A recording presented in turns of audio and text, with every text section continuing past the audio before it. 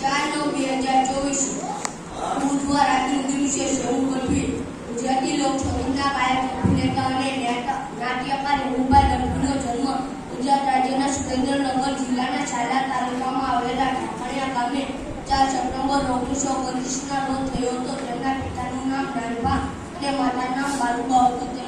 તેમજ તેમના પત્નીનું નામ હરીબા હતું. તેમનું આખું નામ હિંમતદાર નાનભા ગઢવી હતું.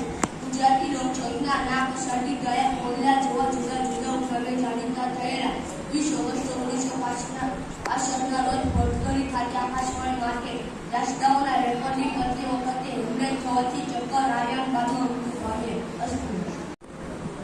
તારીખ 4/9/2024 વાર બુધવાર આજનો મારો દિવસ છે. દાદાભાઈ નવરોજી ભારતના રાષ્ટ્રીયવાદી નેતા સમાજ સુધારક દાદાભાઈ નવરોજીનો જન્મ 4 સપ્ટેમ્બર 1825ના રોજ મુંબઈમાં થયો હતો. તેઓ બ્રિટિશ પાર્લામેન્ટના પ્રથમ હિન્દી સભ્ય તરીકે ચૂંટાયેલા હતા.